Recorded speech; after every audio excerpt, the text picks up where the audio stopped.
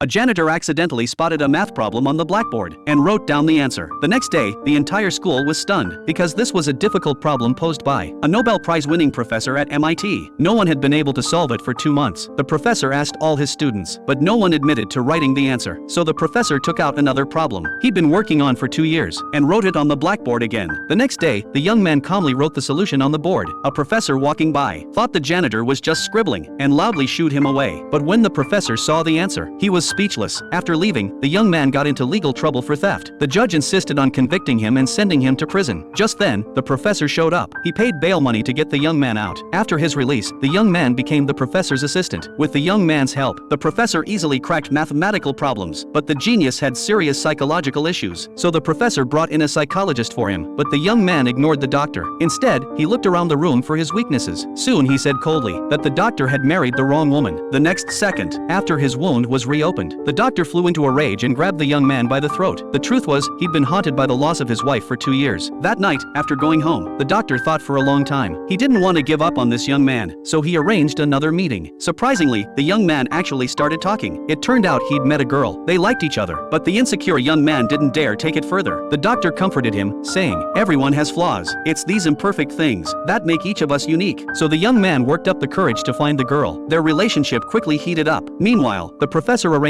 a top-tier job for the young man, but the doctor believed the young man had the right to choose his own life. At this point, the young man indeed didn't choose that job. Instead, he was absorbed in his relationship with his girlfriend. But his girlfriend suddenly suggested that she hoped the young man would go with her to another city. This made him particularly resistant, because the young man had been abandoned by 3 families in childhood. He feared change in his life, and was afraid of being abandoned by his girlfriend. The two had a fierce argument. In the end, his girlfriend left. The young man's world fell apart again. He was no longer patient in helping the professor solve problems. He even burned his own answers, and cruelly trampled on the professor's dignity. Unexpectedly, a friend's words woke the young man up. He said, "You're holding $1 million lottery ticket, but you're too much of a coward to cash it in." That day, the doctor received a note. The young man asked the doctor to help apologize to the professor. He was going to find his girlfriend.